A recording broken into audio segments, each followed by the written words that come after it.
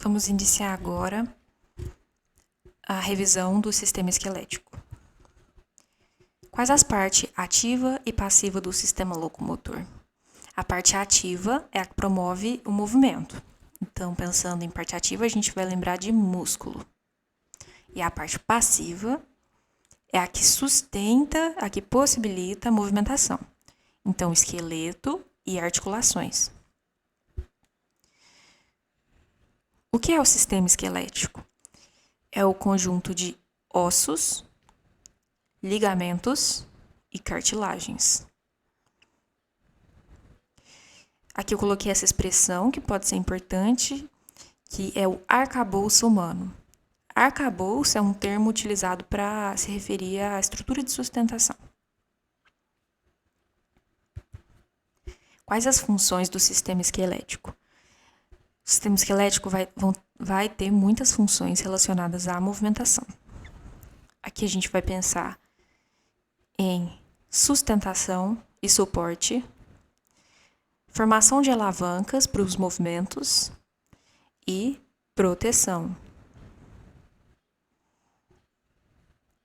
Sustentação, suporte e alavancas, proteção até que também, mas esses três principalmente, sustentação, suporte e alavanca, estão muito relacionados ao movimento. Proteção até que pode estar, mas está mais relacionado mesmo é com a caixa torácica, proteção das vísceras. Então, pensando em movimento, sustentação, suporte, alavancas, proteção, a gente vai lembrar da caixa torácica. Conformação, a gente vai lembrar do formato do nosso corpo. A gente tem formatos incomuns, e aí a gente tem que lembrar que isso é da espécie. Por exemplo, os seres humanos, eles têm, em geral, um formato de crânio semelhante, eles têm formatos dos membros superiores e inferiores semelhantes, mesmos formatos de pelve, formatos de órgãos e as funções desses órgãos. No que tange aos ossos, a conformação é comum nos membros, por exemplo, mas tem muita conformação óssea que vai fazer a estética individual.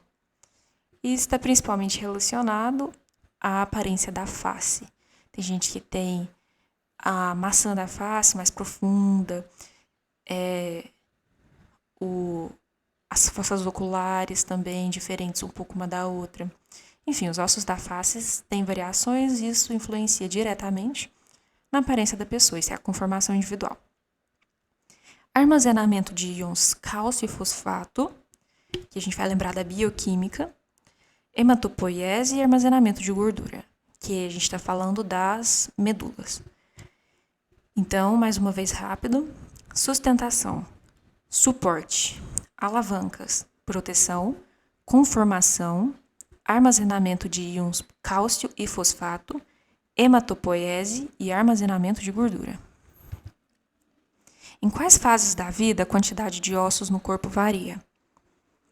Na infância, ou seja, na criança e no idoso.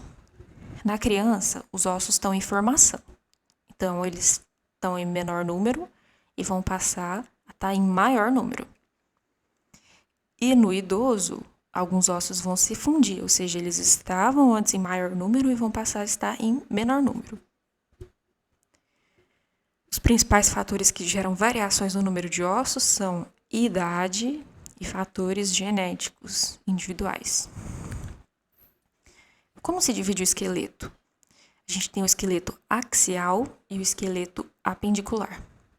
O axial é formado pelo crânio, pela coluna vertebral, que vai da base do crânio até e incluindo o osso sacro, a caixa torácica, o osso hioide na região do pescoço e os ossículos da audição. A função do esqueleto axial principal é de sustentação. Axial, lembrando, é uma referência a eixo. Por outro lado, o esqueleto apendicular ele vai se conectar ao eixo, ao axial, e possibilitar que esse corpo entre em movimento. Então, o esqueleto apendicular ele é formado pelos membros superior e inferior e pelos cíngulos ou cinturas. Os cíngulos, escreve assim, ó, cíngulo. É uma referência a cinto, que é algo que prende. Dê uma olhada, esse símbolo antigamente era aquela referência da cordinha na roupa do padre, que amarrava na túnica assim, ó, e ficava sobrando. Era aquela cordinha, então é algo que prende. Símbolo. O que precisa ser preso no esqueleto axial? Os membros. Então, quando a gente falar de símbolo em referência ao esqueleto, a gente vai pensar na escápula, na clavícula. Isso forma o cíngulo escapular ou cintura escapular, escápula mais clavícula. E a gente vai lembrar da pelve, dos ossos da pelve, que vai formar o cíngulo pélvico ou cintura pélvica. O cíngulo escapular vai conectar os membros superiores ao esqueleto axial e o cíngulo pélvico vai conectar os membros inferiores ao esqueleto axial. E aqui só relembrando que o esqueleto apendicular tem mais ossos do que o esqueleto axial. Qual a diferença entre esqueleto articulado e desarticulado? São formas de se referir ao conjunto de ossos que está sendo observado. O articulado quando a gente falar de ossos articulados, a gente está olhando um sistema. Esse sistema vão ter ossos unidos por ligamentos e cartilagens. Aqui eu trouxe um exemplo. Aqui no caso teria cartilagem, também teria ligamentos. E o desarticulado, a gente vai estudar ossos separadamente. O sistema é um osso só, ou o sistema são ossos que não interagem entre si. Então, agora a gente vai dar um foco em esqueleto axial. Lembrando, esqueleto axial. Crânio, coluna vertebral até o osso sacro, caixa torácica, osso hioide lá na frente do pescoço, na sustentação da língua, e os ciclos da audição. Como se divide o crânio? O crânio, a gente vai ter o neurocrânio, que é a referência da caixa craniana, e a gente vai ter o viscerocrânio, que são os ossos da face. Ele chama viscerocrânio porque ele protege as principais estruturas do início do sistema respiratório e digestório. Então, são ossos que vão proteger o nariz, a traqueia e os brônquios, e também vão proteger a boca e o esôfago. Então, neurocrânio e viscerocrânio. Agora, a gente vai pensar também nos ossículos da audição. Isso aqui não é relevante para o sistema esquelético, é mais importante saber que ele faz parte, sim, do esqueleto axial.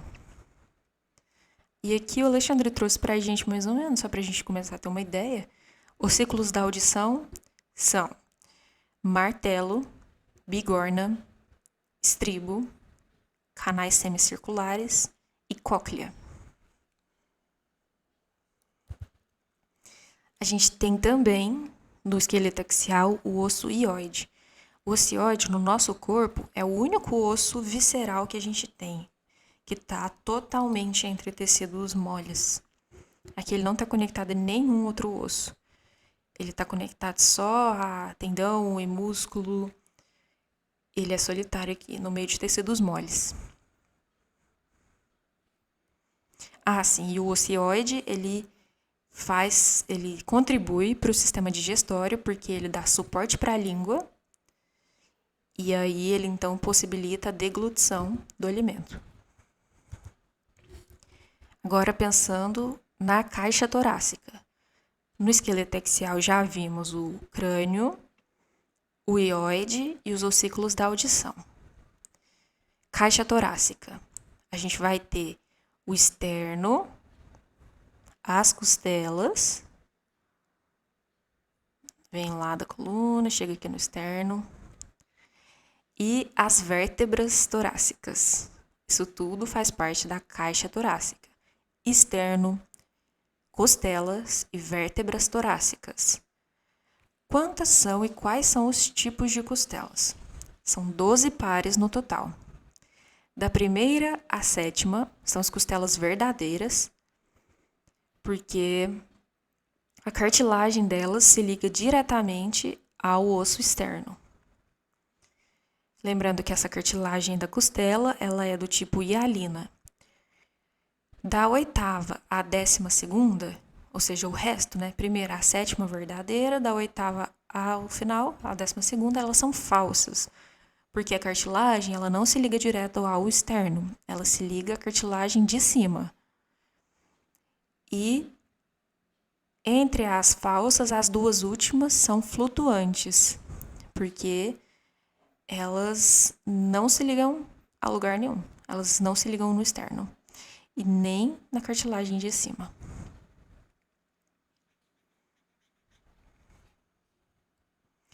E são as palpáveis. Aqui, o exemplo. Esse é o osso externo. Aqui a gente vai ter a cartilagem hialina, que vai conectar a costela, tá saindo lá da coluna vertebral e chegando aqui no externo. Se liga ao externo através da cartilagem. Aqui começa a fusão de cartilagens.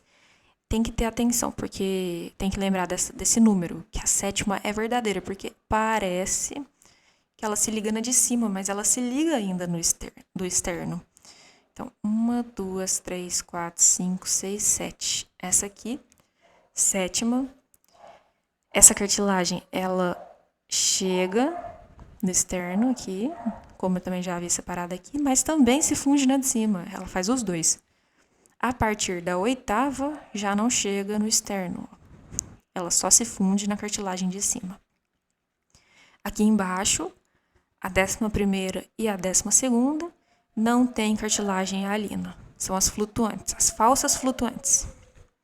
Falsos porque não se ligam no externo e flutuantes porque também não se ligam na de cima.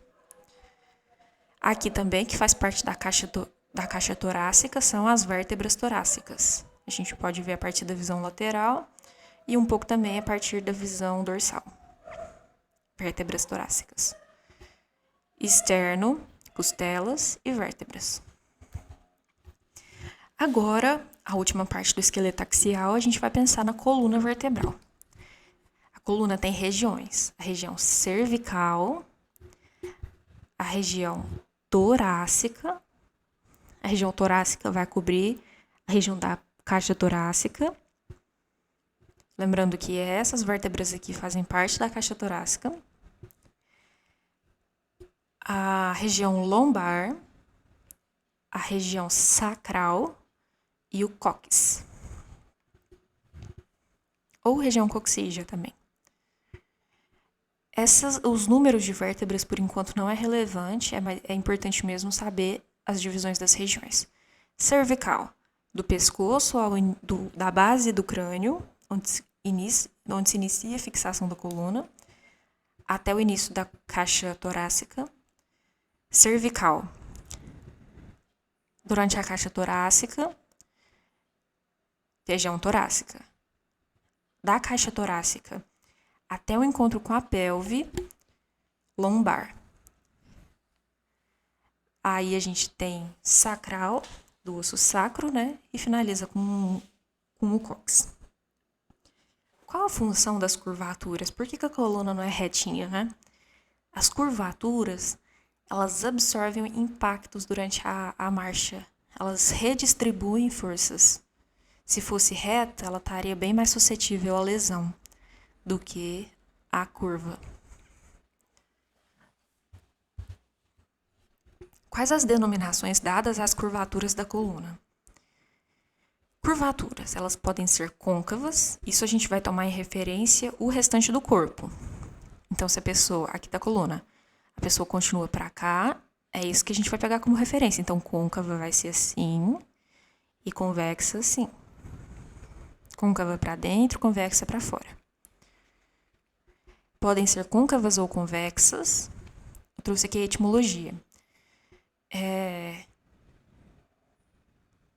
Quando a curvatura ela é para frente, ela chama cifose. E quando a curvatura é para trás, ela chama lordose. Ou, de uma forma mais científica, quando a curvatura é côncava, ela chama cifose. Quando ela é convexa, ela chama lordose. Lordose significa dobrar, cifose significa curvar para frente. Essas curvaturas da coluna são naturais, lembrando que a curvatura é importante para a absorção de impactos e resistência. Então, a gente vai ter, começa com lordose cervical, passa para cifose torácica, lordose lombar e cifose sacral. O macete para decorar os cif e os lords de cifose e lordose é lembrar, pelo menos eu lembrei enquanto eu estava estudando, de Star Wars, dos Siths e dos Lords. Siths são as cifoses e os Lords as lordoses, caso esse início de nome fuja à memória. Outro macete também lembrar, cifose. A cifose é a que faz a curvatura para trás ou a curvatura para frente? A curvatura para frente forma um C de cifose. A para trás não forma o C, então não é cifose.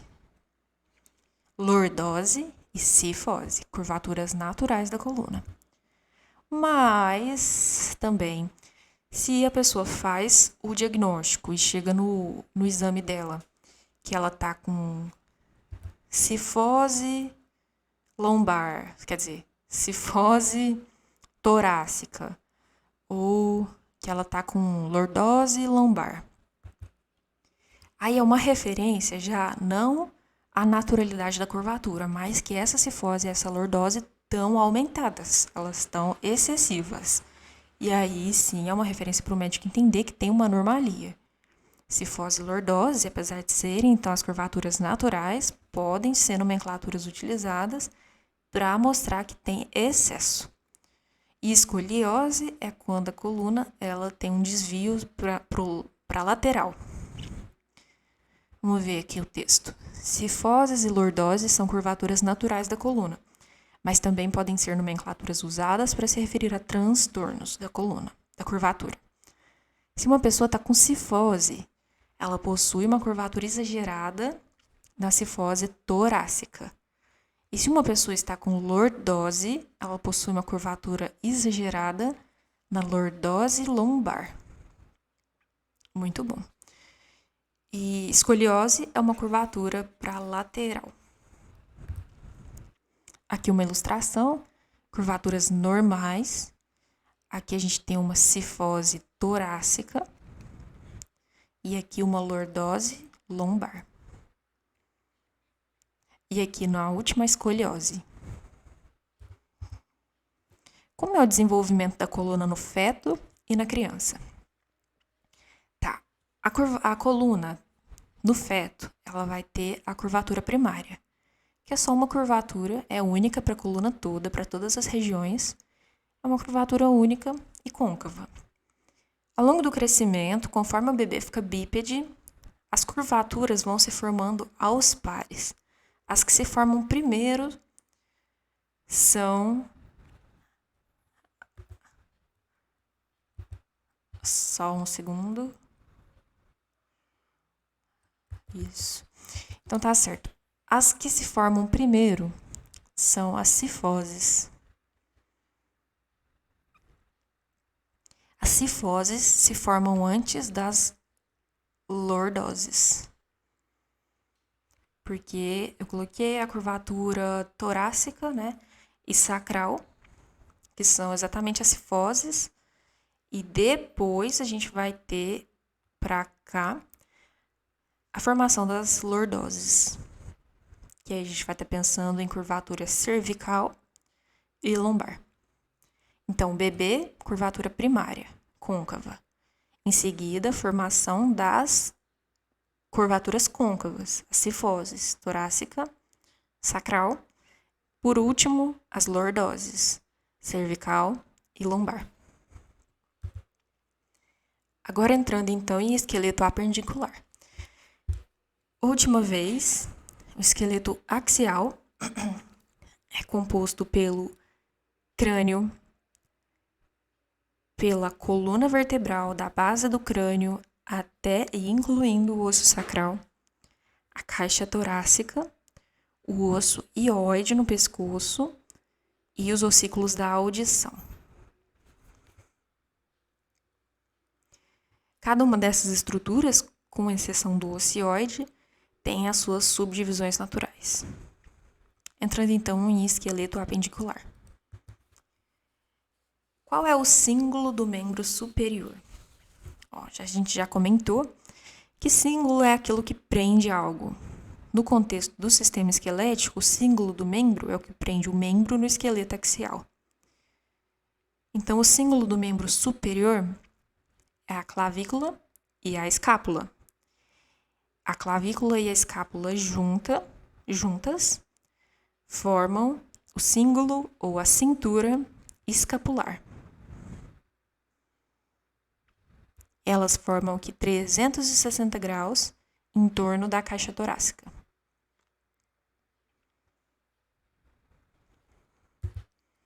Qual o símbolo do membro inferior? O símbolo do membro inferior é a pelve, a cintura pélvica ou símbolo pélvico. Também a gente pode falar de ossos do quadril. Agora que a gente já sabe dos símbolos, a gente já tinha até comentado, né? Vamos pensar agora nos ossos dos membros, de forma mais generalizada, principalmente em relação à mão e ao pé. Ossos dos membros superiores. Vamos começar lá pelo símbolo. Clavícula, espátula. De encontro com o símbolo, a gente vai começar com húmero, que é o braço.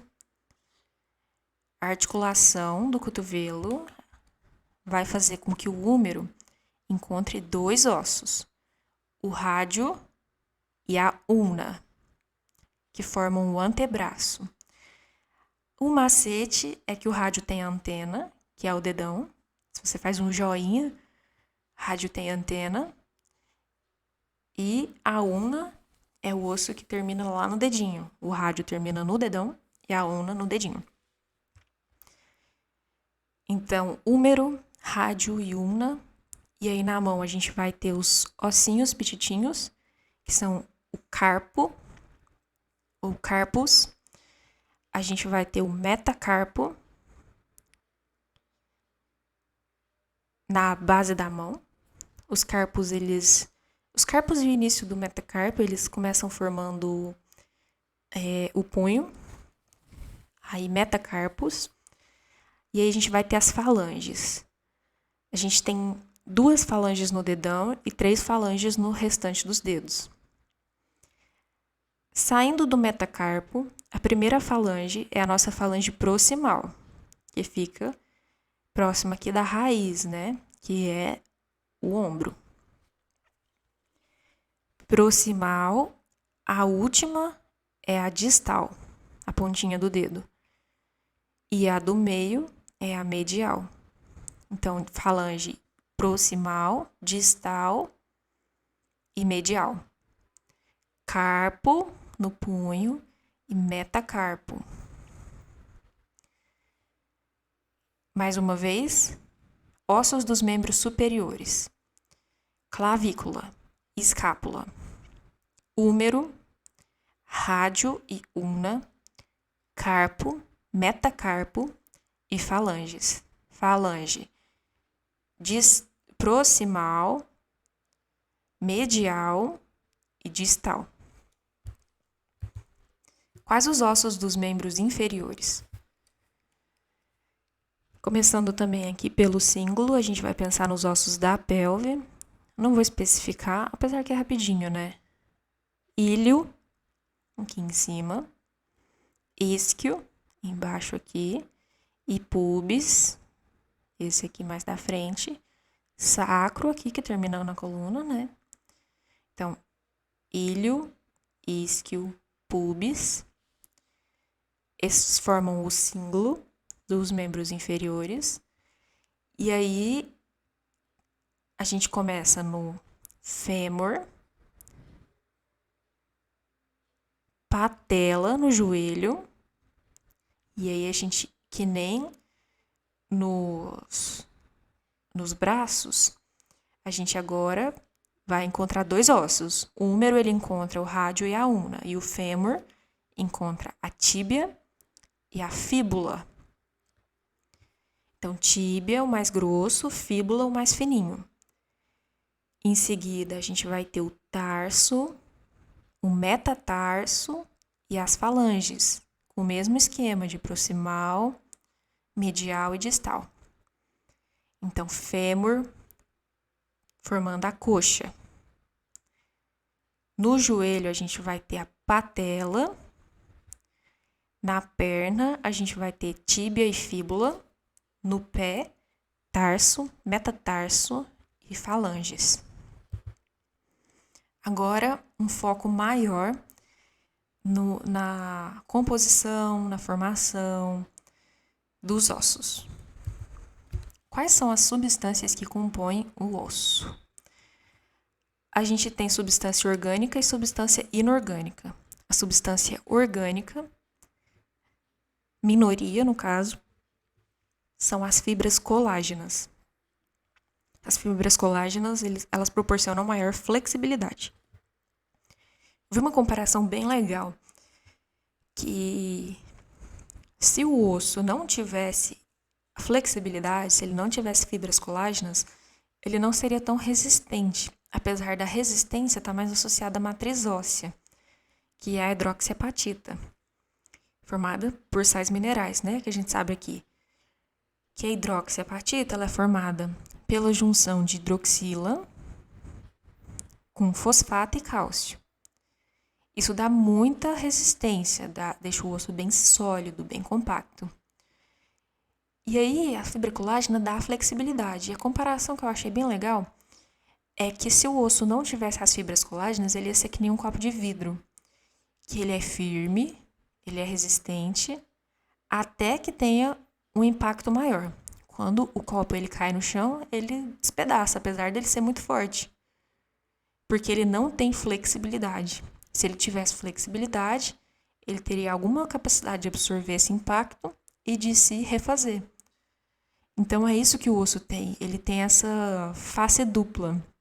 Ele tem a flexibilidade para absorver impactos e ele tem a força de uma matriz óssea mineralizada. O que essa composição garante? Aqui, resistência óssea a partir de flexibilidade e de dureza. Quando a composição não acontece de forma adequada, qual quadro clínico se origina? Osteogênese imperfeita, ou ossos de vidro, mais popularmente. Osteogênese imperfeita. Causada por uma doença genética que altera a produção de fibras colágenas. Aí forma ossos sem a resistência associada à flexibilidade, que se quebram ou se deformam. Formam ossos de vidro, que nem a comparação do copo, né? Ou também o encurvamento, que formam, por exemplo, aquelas pernas de cowboy. A pessoa leva uma vida de muitas limitações. Aqui o exemplo, o osso encurvado no raio-x. A pessoa tem osteogênese imperfeita. Identificação das duas partes ósseas. A gente vai ter na parte mais externa o osso compacto, que forma o córtex. Como ele forma o córtex, ele vai poder ser chamado de osso compacto ou cortical. E na parte mais interior, a gente tem osso trabecular. Trabecular por conta dessa conformação geométrica aqui, que é chamada de trabéculas. Osso trabecular forma também, principalmente, é mais claro, na verdade, nos ossos longos, a medula, que é essa região interior. Então, ele vai ter 3 nomes. Osso esponjoso, porque ele não é compacto, ele é mais fofinho, esponjoso. Trabecular ou medular. O osso trabecular não tem vasos sanguíneos, ele não vai ter os canais de Havers e de Volkmann, que vão estar, então, no osso compacto. O osso trabecular, ele vai ser integralmente preenchido.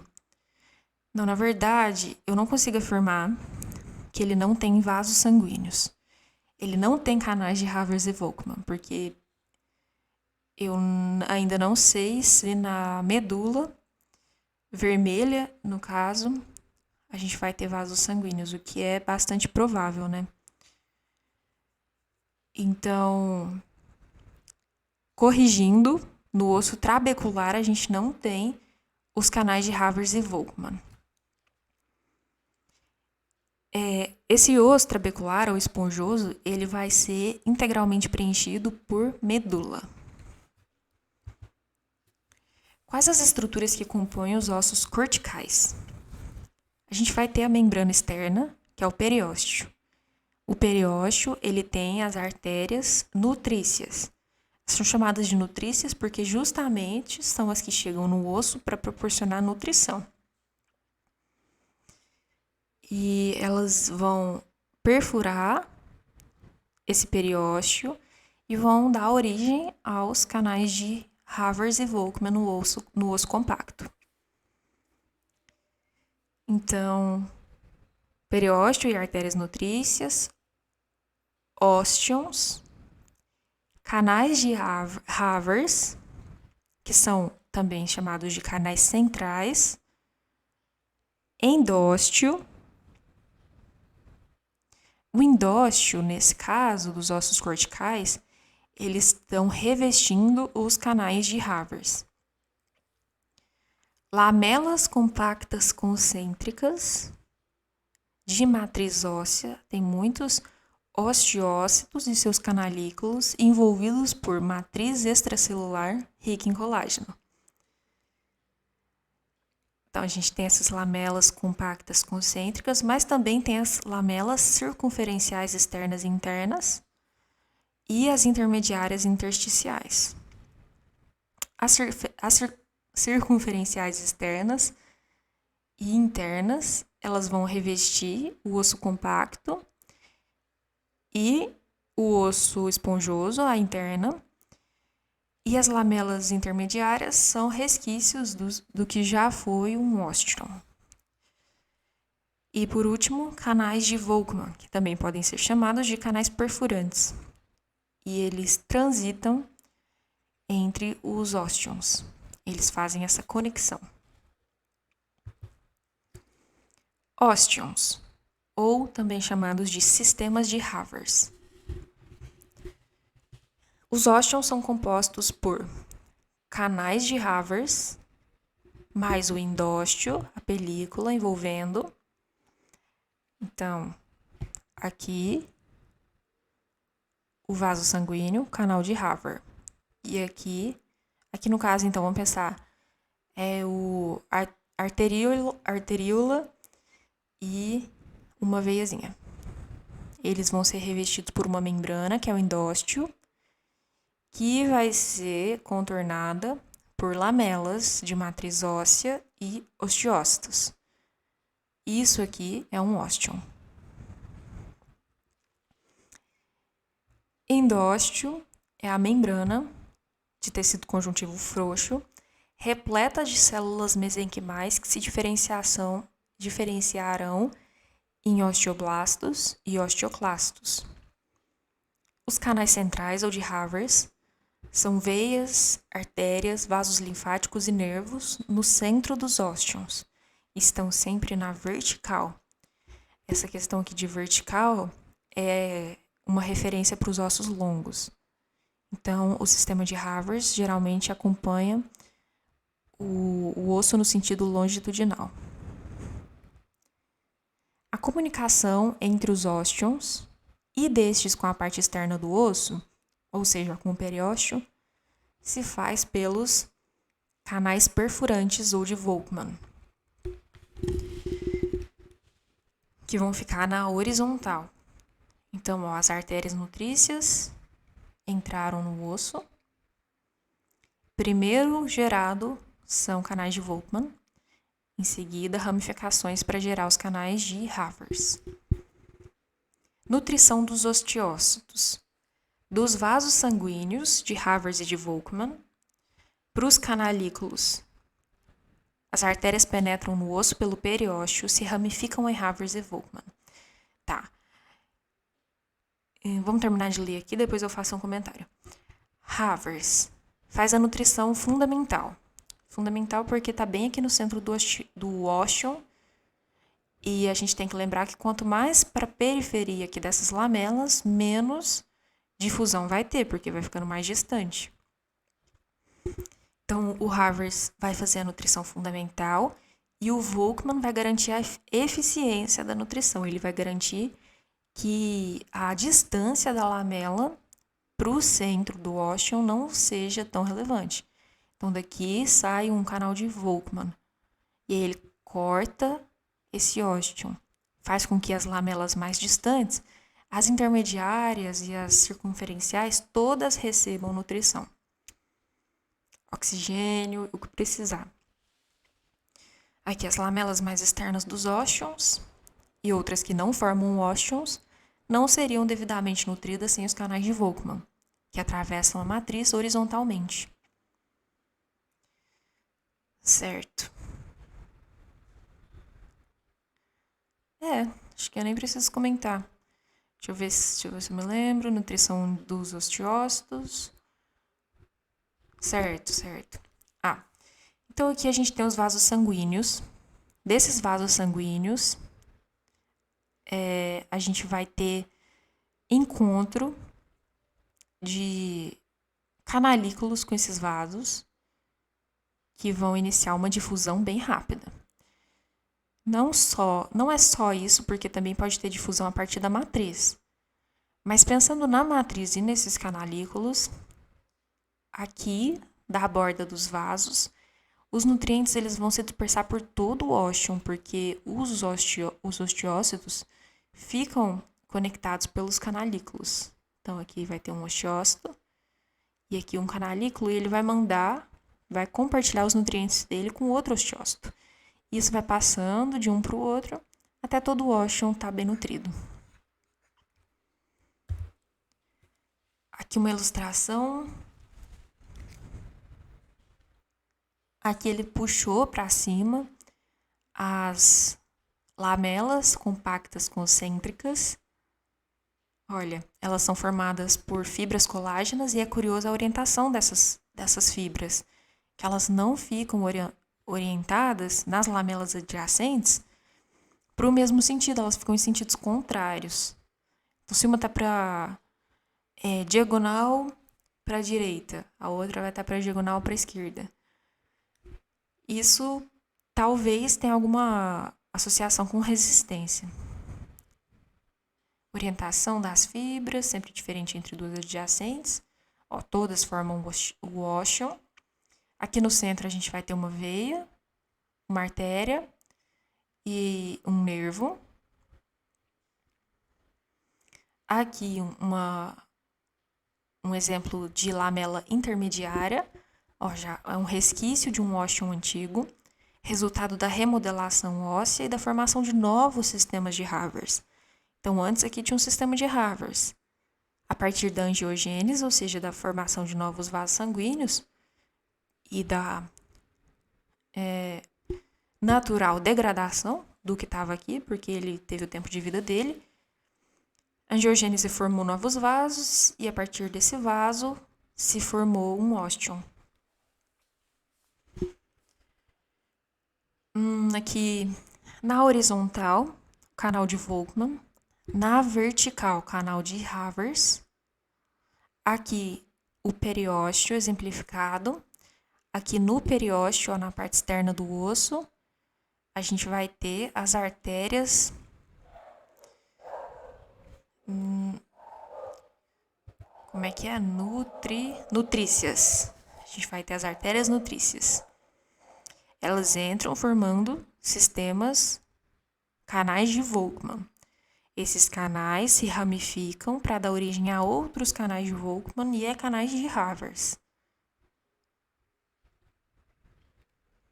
Aqui a gente tem as lacunas, mais escuras lacunas com osteócitos. Em azulzinho claro, a gente vai ter o endósteo, que está repleto de células mesenquimais.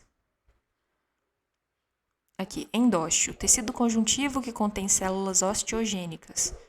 É onde nascem os osteoblastos, os osteoclastos. Logo, as lamelas mais próximas dos canais centrais, ou seja, dos canais de Havers, são as mais novas. Os osteoblastos vão produzindo a partir daqui. É claro que aqui também vai ter osteoclastos, né? E aí ele vai fazendo remodelação e novas vão se produzindo e remodela.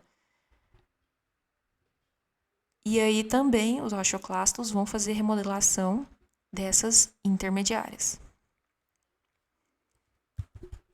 Forame nutrício. Aqui, essa entrada aqui, exemplificada na ilustração, é um forame nutrício. Forame nutrício é o buraquinho, a abertura óssea, onde entram as artérias nutrícias. Vamos ler. Forames nutrícios são aberturas ósseas no periósteo, ou também chamado de canais perfurantes. Olha a referência aqui, a origem dos canais de Volkmann. Para a entrada dos vasos sanguíneos no osso com o objetivo de nutrição. A partir dos forames nutrícios, as artérias do periósteo são capazes de nutrir o osso e se ramificarem em Volkmann, primeiro, em seguida Havers, e depois Volkmann de novo, e assim vai. As artérias que penetram pelos forames nutrícios também podem ser chamadas de artérias nutrícias.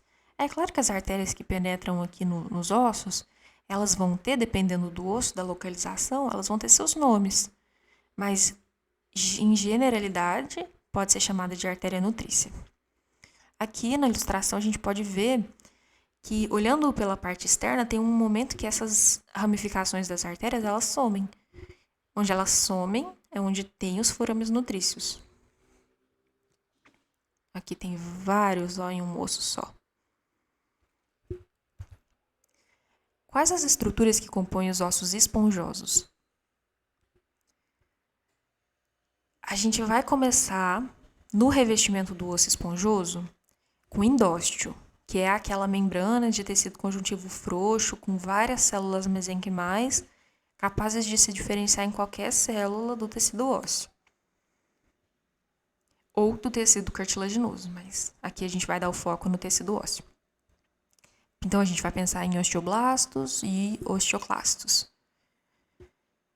Então, endósteo, trabéculas, que é a geometria, é o tipo, a forma que essa matriz óssea é depositada. Porque ela é depositada no formato de chocolate soufflé. Ela é cheia de aberturas. E entre essas aberturas, a gente vai ter deposição de medula óssea vermelha e medula óssea amarela. Nos ossos longos, a gente vai ter medula óssea vermelha nas extremidades, que são as epífises, e naquela parte longitudinal ali do osso, a parte bem longa, é a diáfise, a gente vai ter medula óssea amarela, que também é chamada de tutano. A osteoporose é quando a densidade dessa matriz óssea vai diminuir e essas trabéculas, que elas estão bem grossinhas, estão saudáveis, elas vão se tornar finas. E aí esse osso ele se torna pouco resistente, ele se quebra com lesões de baixo impacto. O que é osteoporose? É uma doença osteometabólica. Causa: diminuição progressiva da massa óssea, com modificações na arquitetura trabecular. Se a massa óssea diminui, então quer dizer, densidade é massa sobre volume. Se a massa diminui e o volume é mantido o mesmo do osso, então a densidade diminui. Por isso que a gente pode falar que é a diminuição da densidade ou da massa óssea. A consequência disso, aqui com modificação na arquitetura trabecular, aqui tem a comparação do osso normal com o osso da osteoporose. A abertura das trabéculas ficam bem maiores. A consequência disso é a diminuição da resistência óssea, maior risco de fraturas em presença de traumas de baixa energia e de menor impacto, que normalmente não levariam a fraturas. Quais os tipos de osteoporose? Classificação. Lembrando que esse slide aqui eu coloquei ele na aula de anatomia, mas ele é original lá da aula de bioquímica. Tipos de osteoporose. Tipo 1. É o tipo relacionado à menopausa. Osteoporose pós-menopausa, geralmente apresentada por mulheres mais jovens a partir dos 50 anos. Tipo 1. É de alta reabsorção óssea, decorrente da atividade acelerada dos osteoclastos. Isso vai ter relação com o estrogênio, que ele vai estar em queda, e aí a queda do estrogênio vai ativar reações que vai aumentar a atividade dos osteoclastos. E o tipo 2 é o tipo senil, que acontece com todo mundo, homens e mulheres, a partir dos 70 anos. E o que acontece é a reabsorção óssea está normal, os osteoclastos estão normais, ou bem pouquinho aumentada, mas o principal fator é que os osteoblastos já estão com sua atividade diminuída. Eles estão cansados e velhos. As principais lesões da osteoporose tipo 2 estão na cabeça do fêmur, nas costelas e nas vértebras. Quais são os tipos de ossificação? A gente vai ter são dois: intramembranosa e endocondral. A intramembranosa é a formação do osso dentro de uma membrana de tecido conjuntivo fibroso. Mais para o final desses slides, a gente vai dar uma olhada em cartilagem, e esse tecido conjuntivo fibroso costuma ser fibrocartilagem. Os principais ossos que se formam de ossificação intramembranosa: o neurocrânio, a clavícula e os sesamoides. Então aqui o que a gente vai lembrar sempre é a moleira do neném, que é o neurocrânio. Essa membrana aqui, ela tem cartilagem, ela tem fibras colágenas do tipo 1 e cartilagem, ou seja, ela é forte. Não tão forte como o osso, mas ela é resistente. E também esse tipo de ossificação, ele está mais associado, claro, ao crescimento. Mas o mesmo mecanismo acontece na fratura óssea, quando forma o calo mole, e aí surge um tecido muito semelhante a esse aqui da moleira, para juntar as duas extremidades do osso, forma esse tecido fibrocartilaginoso, e aí o periósteo das duas extremidades vai produzir osso esponjoso até se encontrar ali, e aí vai cada vez mais se tornando mais forte, mais rígido o osso. Então, intramembranosa é essa. É o osso que cresce a partir de uma membrana de um tecido fibrocartilaginoso. Endocondral. Está mais associada ao crescimento dos ossos longos. Formação do osso dentro de um molde de cartilagem. Isso permite o crescimento dos ossos em comprimento, ou seja, forma ossos longos. Enquanto vai sendo substituída por osso, a cartilagem vai sendo empurrada para as extremidades.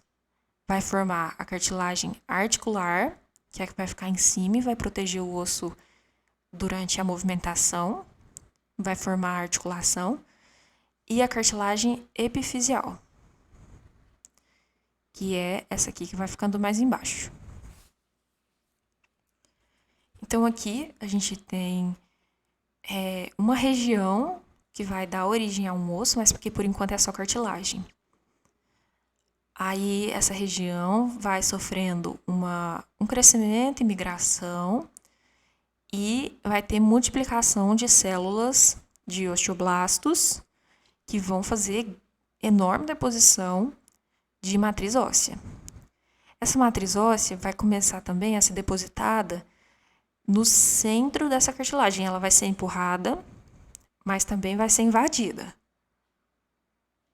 E aí ela vai começar a abrir essa cartilagem de forma que ela fica com duas lâminas. Uma que circunda o osso em cima e outra que fica... Não é bem dentro do osso.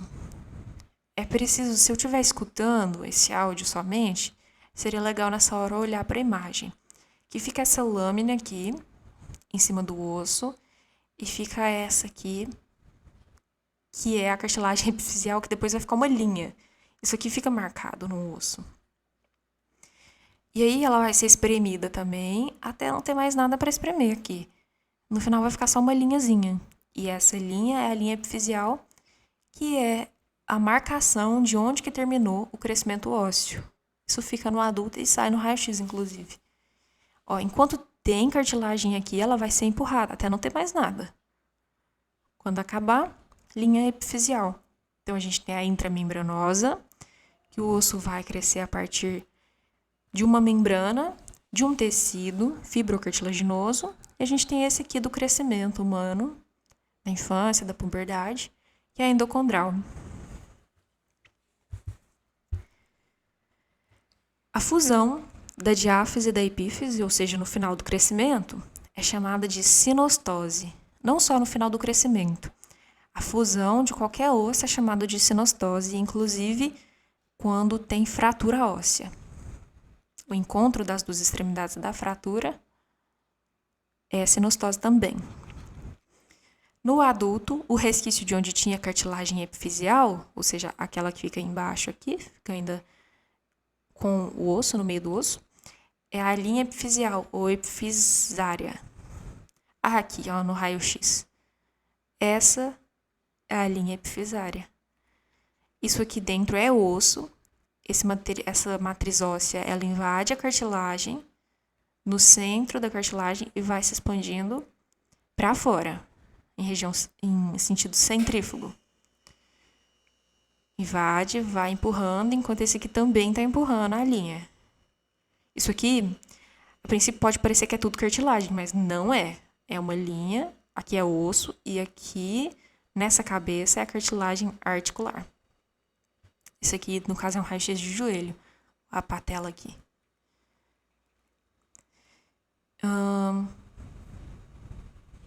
E aqui também a gente pode ver que se trata de uma criança.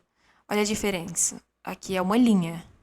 Aqui tudo, quando tem o osso e parece que tem uma bolinha em cima do osso, essa bolinha é cartilagem. Esse osso ainda vai crescer para cá. Olha, aqui é menor, aqui tá mais para uma lâmina, um disco. Mas a bolinha, lâmina, bolinha. Quer dizer, olha aqui o rádio. Olha aqui o tamanho dessa cartilagem. Isso quer dizer que isso aqui é uma mão de criança. Aqui é a mesma coisa. Olha aqui esse joelho. A patela bem pequenininha. Olha o tamanho dessa cartilagem aqui. Ainda tem muita coisa para crescer.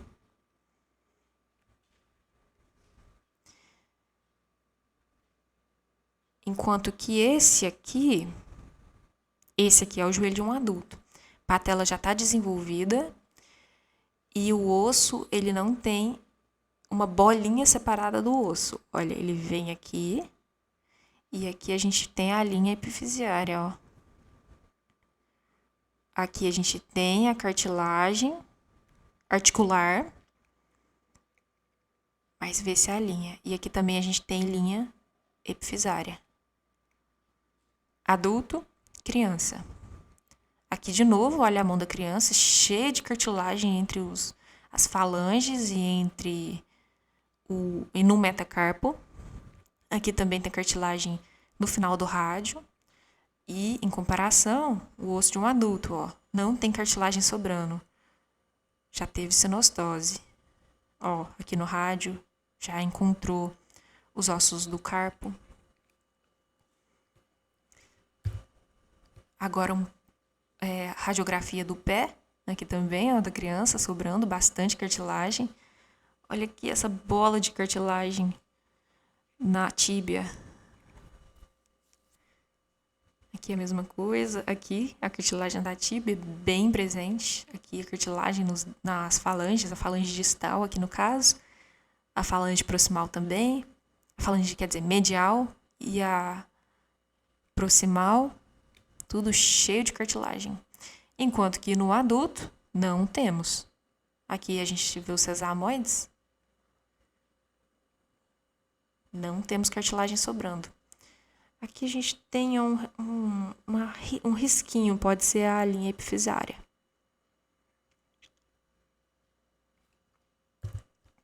Crescimento ósseo.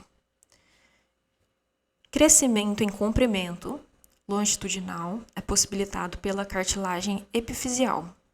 Crescimento em espessura é possibilitado pela camada osteogênica do periósteo, que é a membrana de tecido conjuntivo que reveste o osso. Então, vai crescer na vertical, cartilagem epifisial. Vai crescer na espessura, periósteo. Periósteo tem duas camadas. A membrana fibrosa, que é a externa, é aqui, o Alexandre ficou falando que dá pra ver no osso da galinha, que se a gente pegar a faca e raspar, vai sair uma membrana. É a membrana fibrosa do periósteo, proteção.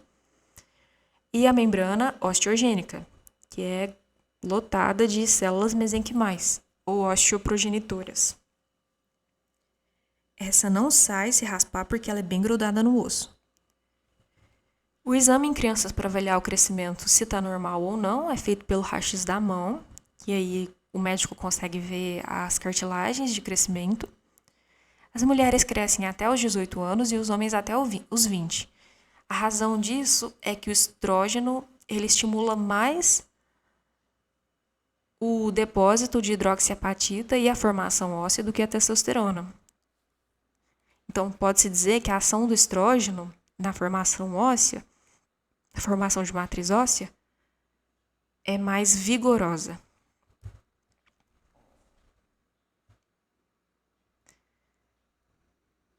Quais os fatores que afetam o desenvolvimento dos ossos? Nutrição, hormônios, pressão no osso. A nutrição, a gente vai estar pensando principalmente em vitamina D e cálcio. Principais hormônios.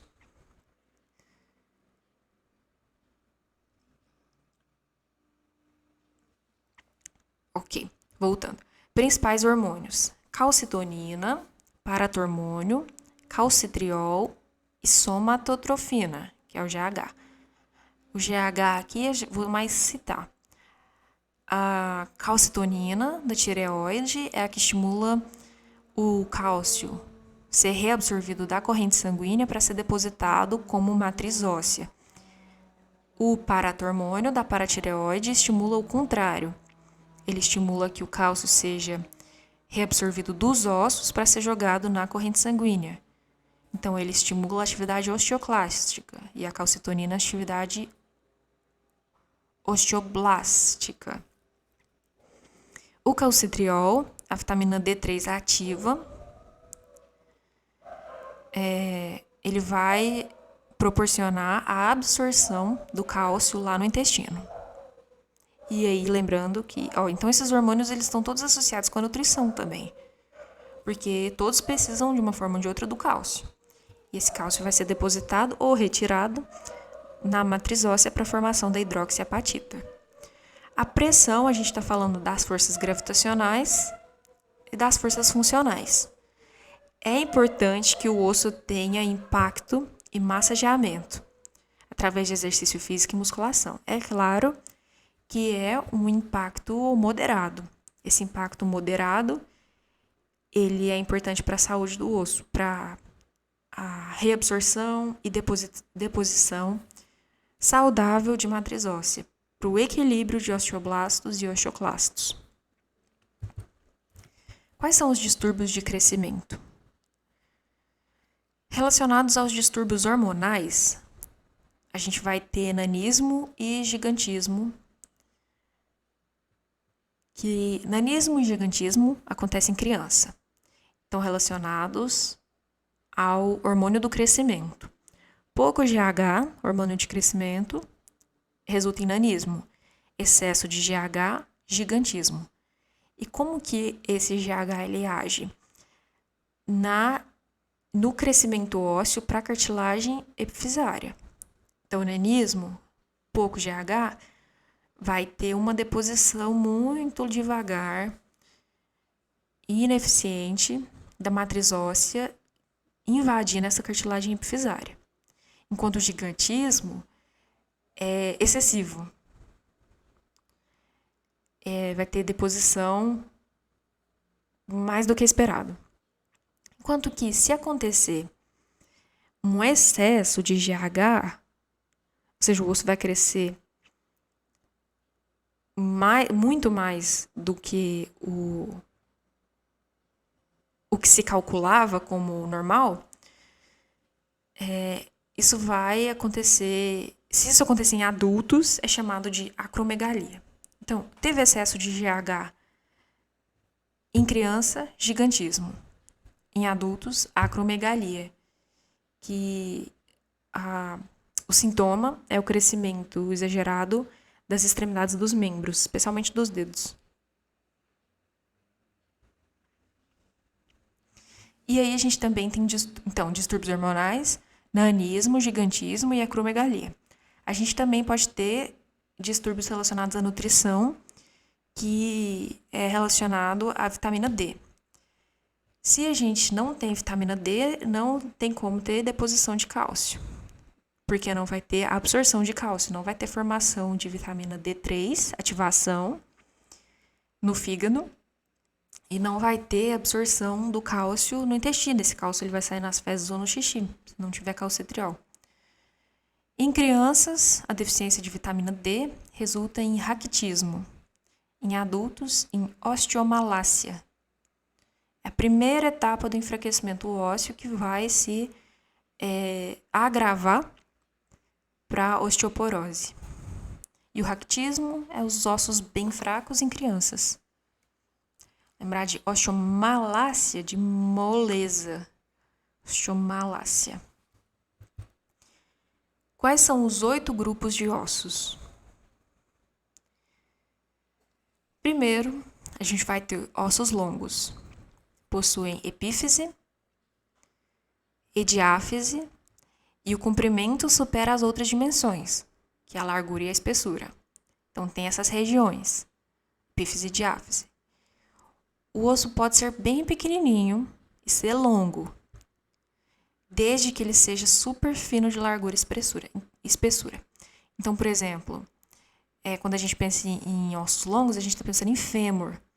Mas os ossos do metacarpo são longos, porque eles são super fininhos, e aí o comprimento é bem superior à espessura e à largura. Então, ele não está relacionado ao número, tipo se é metro ou se é centímetros, mas a proporção entre as dimensões. Exemplo, a maioria dos ossos dos membros, exceto o carpo e o tarso, que costumam ser cuboides. Então, fêmur, tíbia, Fíbula, húmero, ulna, rádio, metatarso, falanges. São exemplos de ossos longos. Ossos alongados, eles têm semelhança com longos nessa questão do comprimento. A proporção do comprimento em relação às outras dimensões é bem superior. Mas, quando a gente vai olhar para eles, eles não possuem as regiões de diáfise e epífise. Então, decidiu-se que era importante separar os ossos que tinham diáfise e epífise e são longos dos que são longos e não têm. Então, os que não têm passaram a ser chamados de alongados. E aí, os exemplos são clavícula e costelas.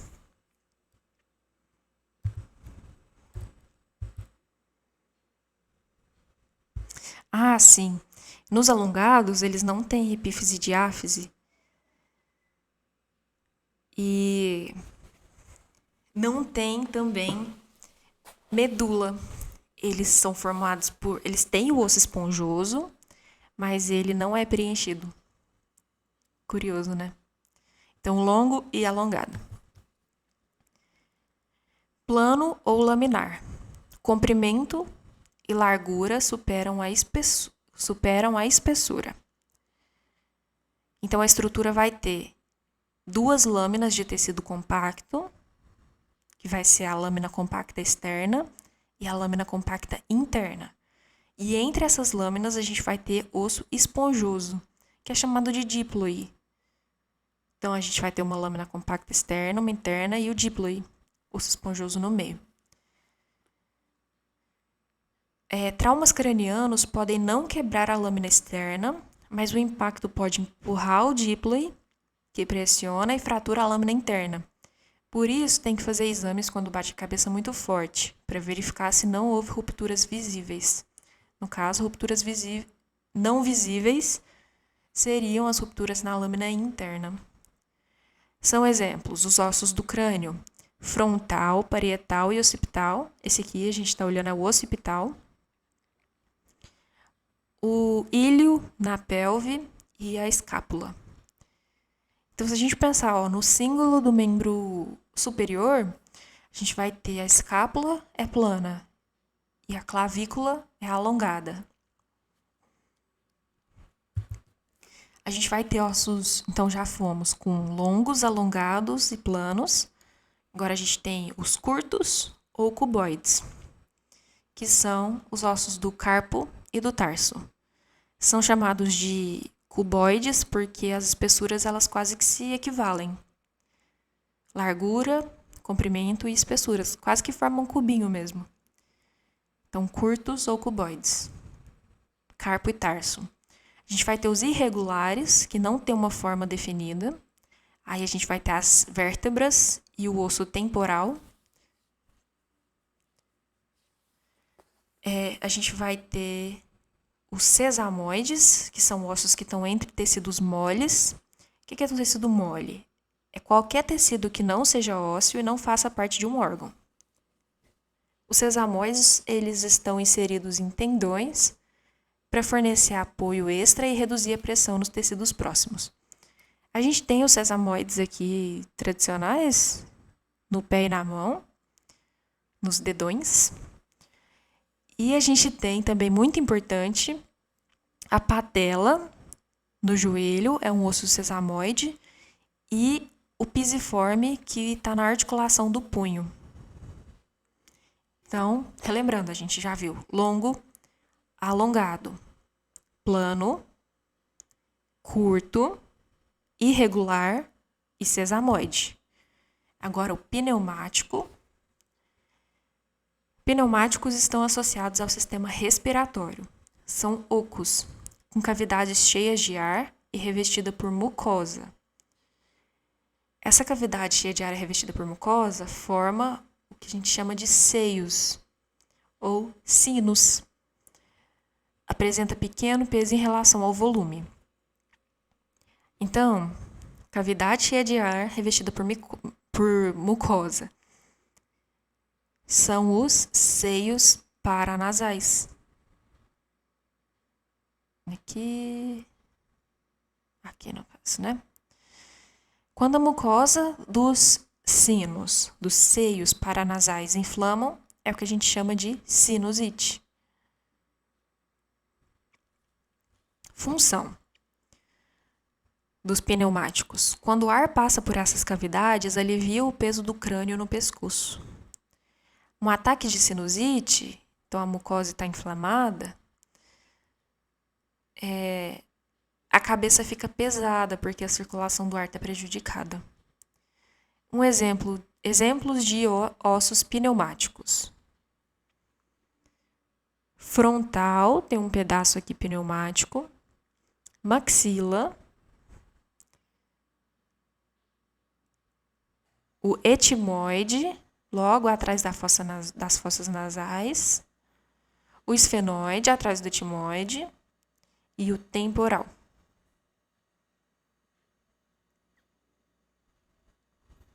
Então, pneumático são os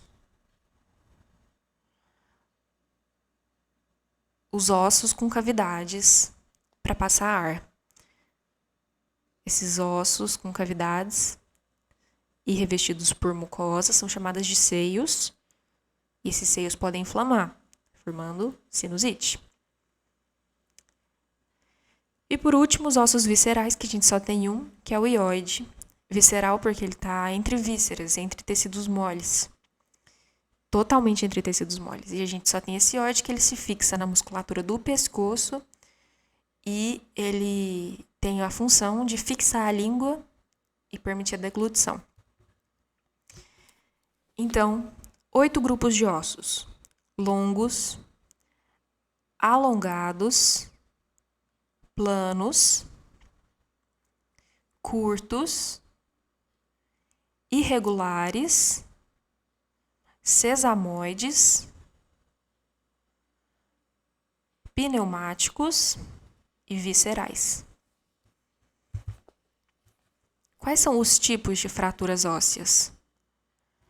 Em relação ao rompimento ou não rompimento da pele, a gente vai ter a fratura aberta ou fechada. A aberta também é chamada de exposta e a fechada de simples. Em relação ao formato da fratura, a gente vai ter transversal, quando o osso quebra aqui, ou oblíqua, que são fraturas, aqui se quebra assim, então certinho, sem perda óssea. A gente vai ter a fratura incompleta ou em galho verde, que é o que a gente chama de trincou o osso. Essas fraturas, elas também podem ser transversal, oblíqua ou longitudinal. Ela é chamada de fratura incompleta. A transversal e a oblíqua, a gente está falando de completa.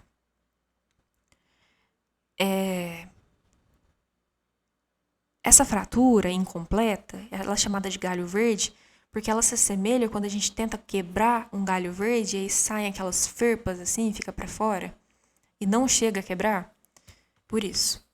Então, a gente tem a completa, que pode ser transversal e oblíqua, dependendo do tipo do corte. A incompleta, a gente tem a fratura fragmentada, que é quando o osso estraçalha, e aí a gente já tem perda óssea. E a fratura por impacto, que é geralmente quando vai ter uma queda, e aí um osso entra no outro.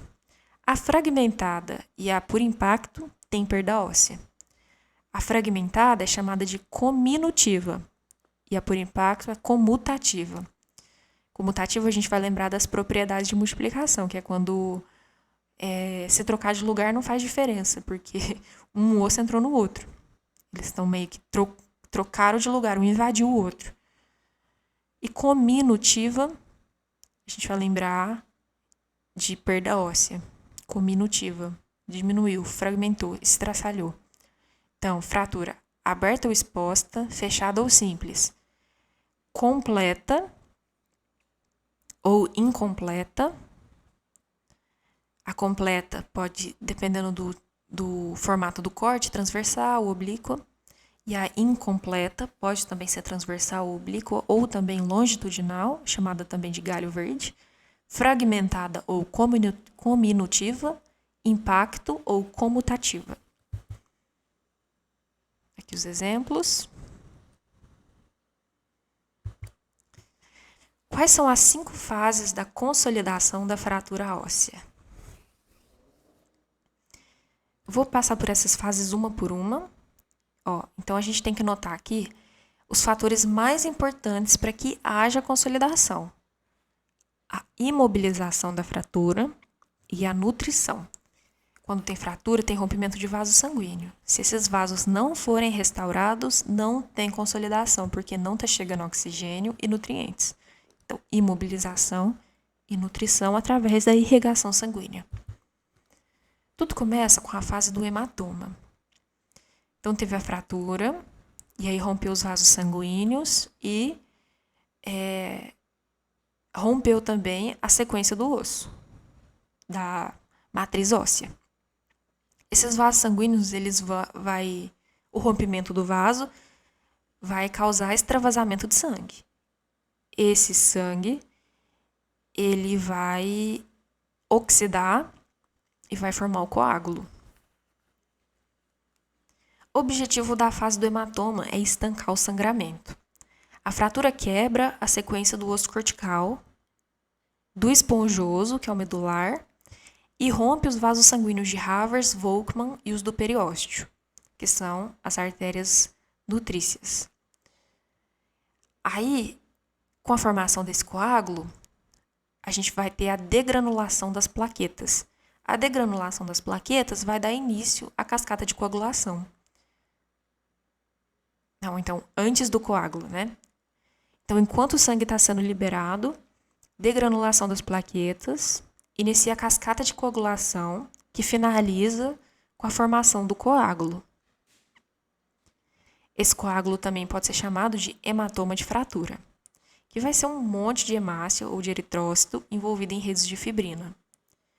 A cadeia de coagulação, iniciada com a degranulação das plaquetas, também vai dar início à cadeia inflamatória, que vai iniciar, antes de tudo, com a vasodilatação aqui dos vasos adjacentes.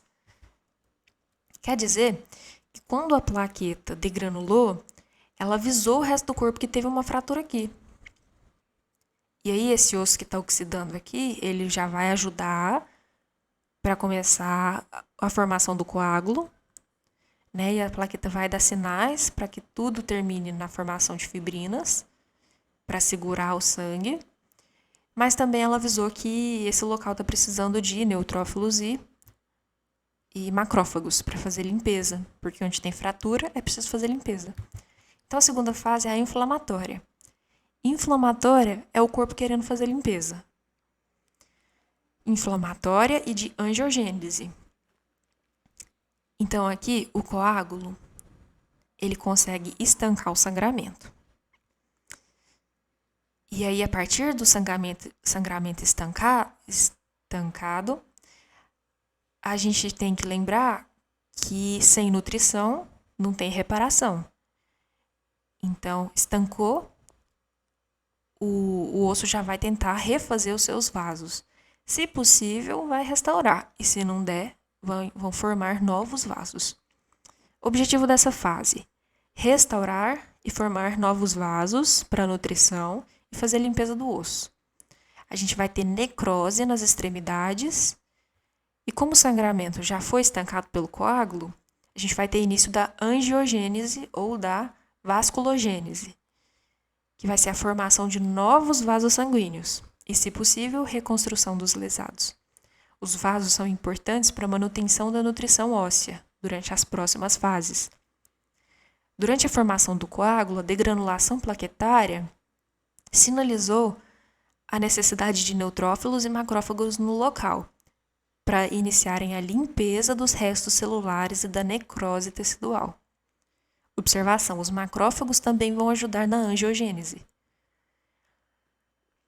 Então, aqui, os macrófagos e os neutrófilos, eles estão fagocitando o resto de célula, estão limpando a necrose e, ao mesmo tempo, as células mesenquimais estão formando as estruturas dos vasos sanguíneos.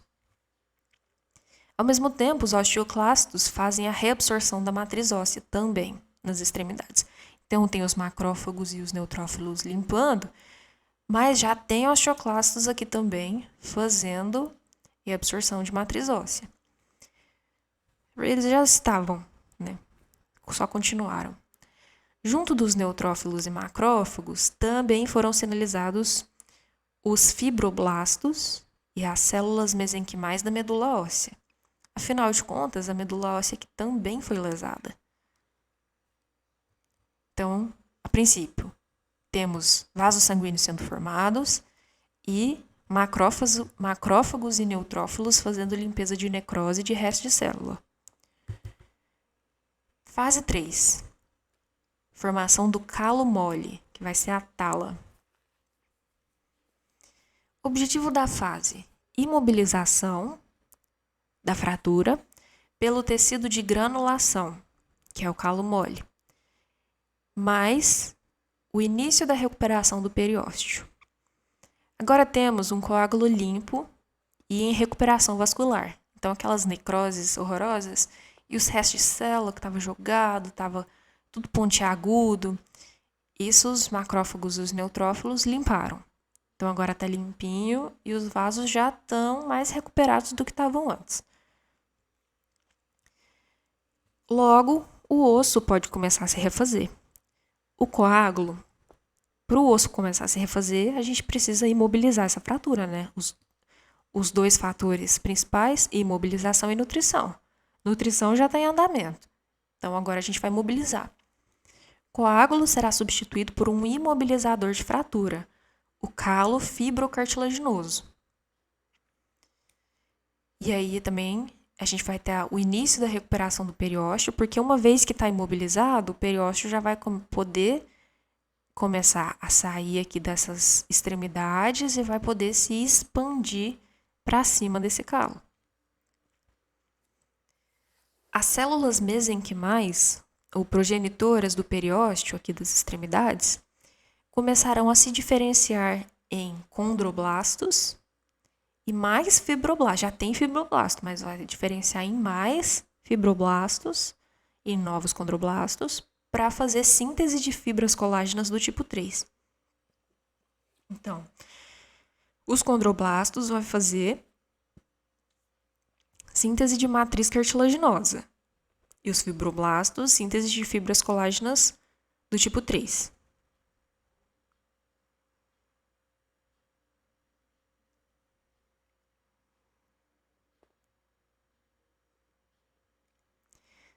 O resultado é a formação de um tecido conjuntivo frouxo, chamado de tecido de granulação, que é capaz de mobilizar a fratura para recuperação óssea.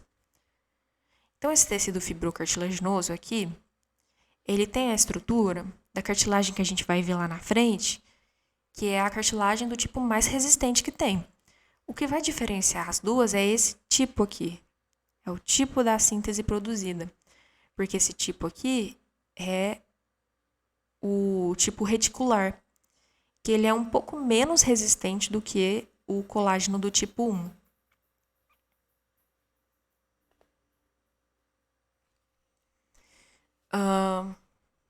Então tá, fizemos o calo mole, cheio de fibras colágenas e com tecido cartilaginoso.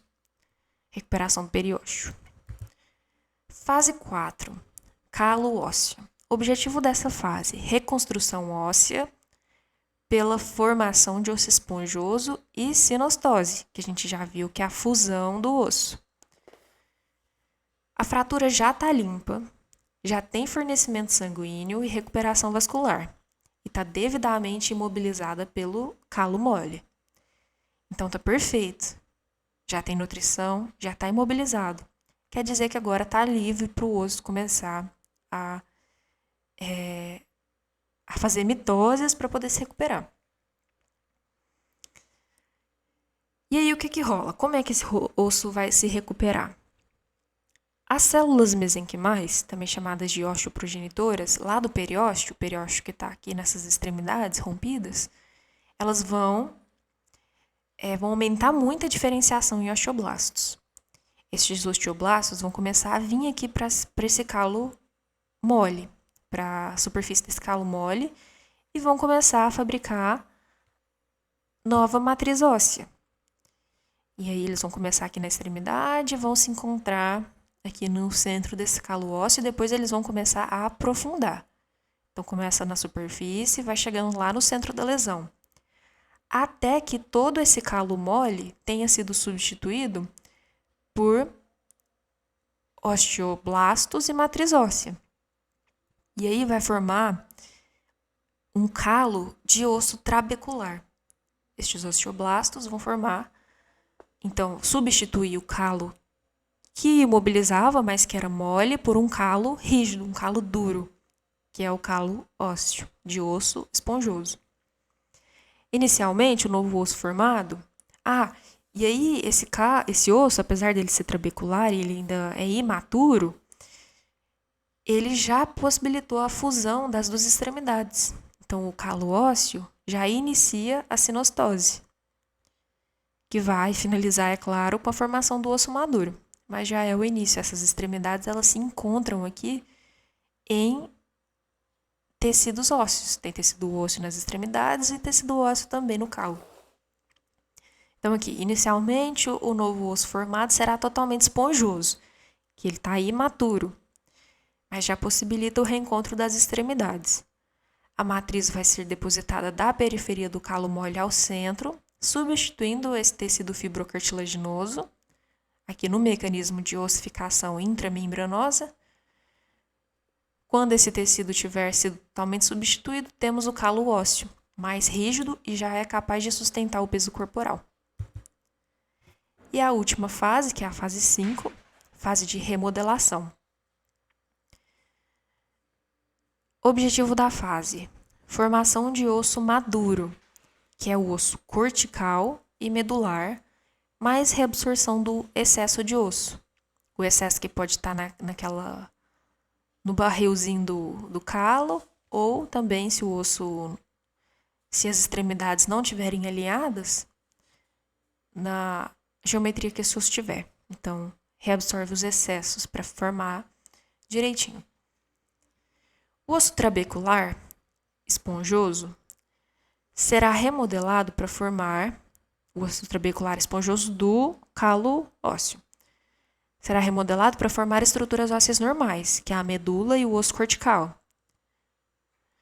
Para isso, as células mesenquimais vão se diferenciar novamente em osteoblastos e em osteoclastos, porque lembrando, já se diferenciou uma vez, mas o osteoblasto que produz matriz óssea, já produziu bastante para formar essas trabéculas, fica preso na matriz óssea, formando osteócitos.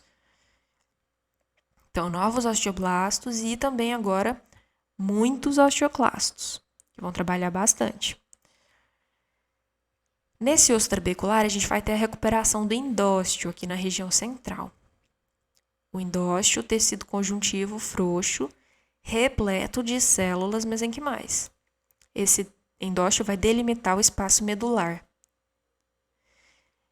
E aí a gente vai ter, então, a recuperação completa do periósteo, que já iniciou a recuperação ali com calo mole, mas que agora vai poder revestir completamente esse calo duro.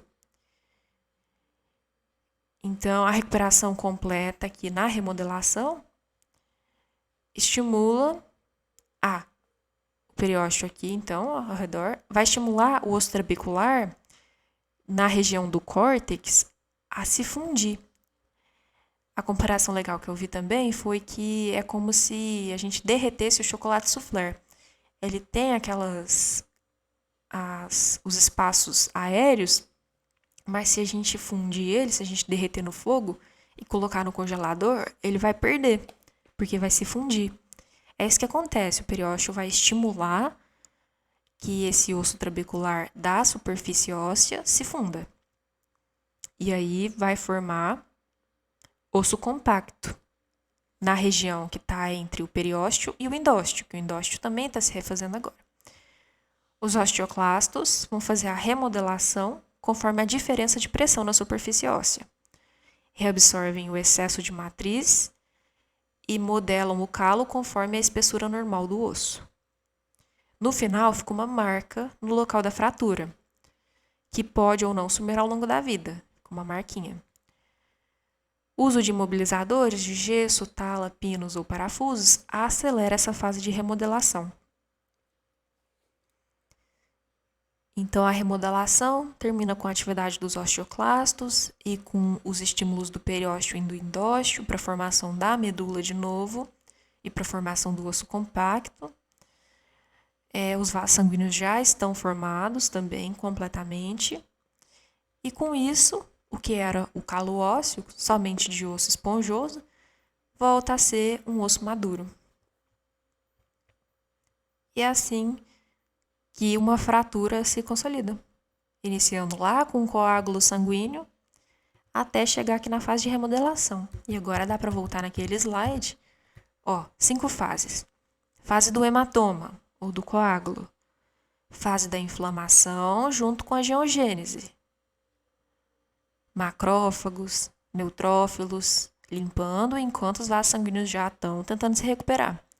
Fase do calo mole, com a formação de cartilagem, de fibrocartilagem, formação do calo duro, fibrocartilagem aqui no calo mole, do tipo 3, formação do calo duro com tecido esponjoso e fase de remodelação, que é pegar esse tecido esponjoso imaturo e fazer dele um tecido ósseo maduro, com região cortical e região medular. Os fatores importantes para que isso acontecesse foi imobilização e nutrição. Medulas ósseas. Medula óssea vermelha. Faz hematopoese, que é a produção de células sanguíneas. Está presente na epífise dos ossos longos. Medula óssea amarela. São células hematopoéticas inativas, que se diferenciaram em adipócitos, ou seja, ela é adiposa. Está presente na diáfise dos ossos longos. Nos outros ossos, que não são longos, alongados, planos, curtos, irregulares, sesamoides.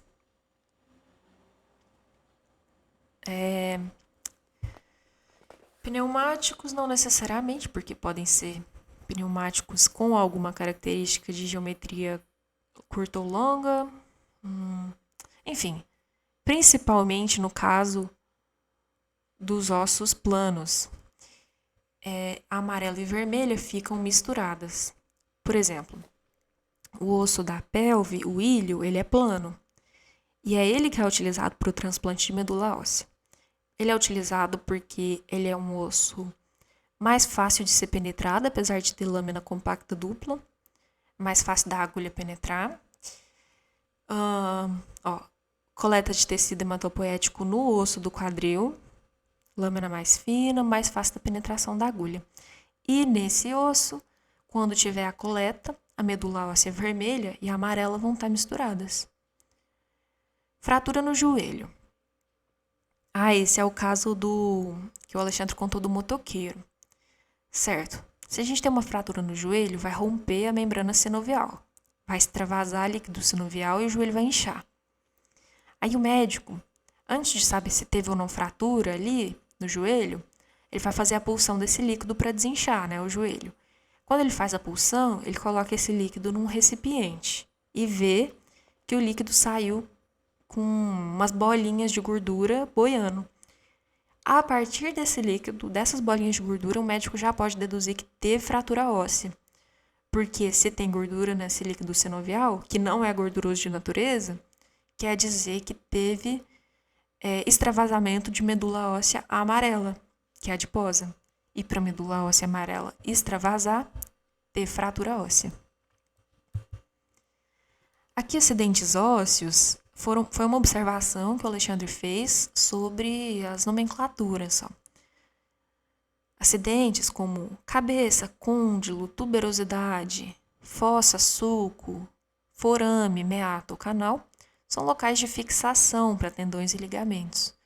Geralmente são essas regiões de elevação, de depressão ou de abertura, elas formam articulações. Por fim, chegamos em cartilagem. As cartilagens possuem vasos sanguíneos? Qual a sua função? E quais os tipos de cartilagem que a gente tem? Importante saber que as cartilagens são avasculares. A consequência disso, delas serem avasculares, é que elas têm baixo metabolismo. E por isso, lesões de cartilagem têm recuperação muito demorada. A função das cartilagens está em amortecer pressões, distribuir forças e possibilitar o deslocamento dos ossos na articulação. A influência do exercício físico. Mesma coisa dos ossos. Feito de maneira adequada, melhora a saúde da cartilagem, igual no osso. Mas feito de forma errada e prolongada por muitos anos, lesiona a cartilagem. Os principais tipos: hialina, elástica e fibrosa, que é o que a gente chama de fibrocartilagem. Na cartilagem hialina, a gente tem um nome importante de saber, que é sincondrose. Condrose, aqui a gente vai lembrar de cartilagem. E sinc é um conjunto. Então, é um conjunto, não é de cartilagem, mas é um conjunto ligado por cartilagem. Sincondrose é uma referência a ossos que estão ligados por cartilagem hialina. São as articulações da movimentação que a gente conhece dos membros. Então, agora entrando em cada uma desses tipos de cartilagem. A cartilagem hialina é composta por qual tipo de fibra? Onde pode ser encontrada? A cartilagem hialina é composta por fibras colágenas. Elas são finas, então elas podem ser chamadas de fibrilas, do tipo 2.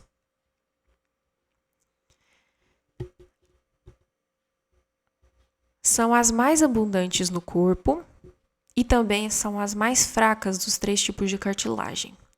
Toda cartilagem de articulação sinovial é necessariamente hialina. Onde que elas estão? São as cartilagens que ligam a costela ao externo, que são as cartilagens chamadas de costais. Aqui são as das articulações sinoviais. As articulações sinoviais, essa cartilagem aqui, elas também são sincondroses. Estão ligando 2 ossos. Hialina ligando 2 ossos, sincondrose. Aqui na costela, ligando as costelas ao externo, ligando 2 ossos, hialina, então é sincondrose. Também a gente vai encontrar cartilagem hialina na formação do nariz, aqui representado, na traqueia e nos brônquios. Então, ela é muito presente mesmo no corpo. Aqui, nos membros relacionados ao movimento, em toda a articulação, tudo é hialina.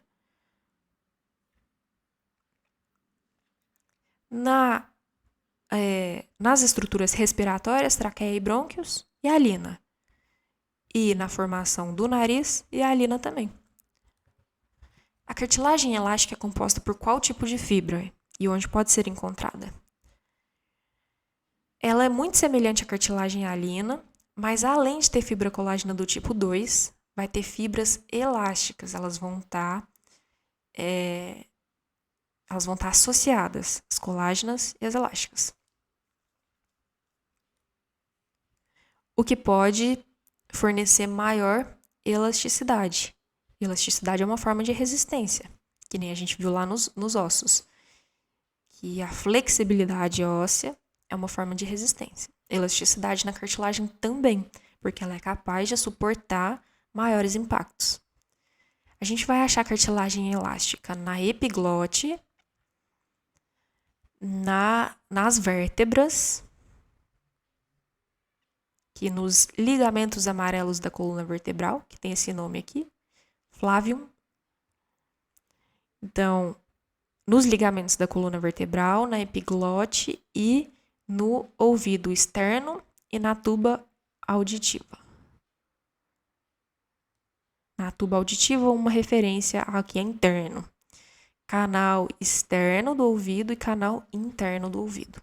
Também são formados por cartilagem elástica. E a fibrocartilagem, que é a que a gente mais escutou falar hoje, tem muita relação com fratura óssea, mas com uma diferença de que na fratura óssea são fibras colágenas do tipo 3. A cartilagem é composta por qual tipo de fibra e onde pode ser encontrada?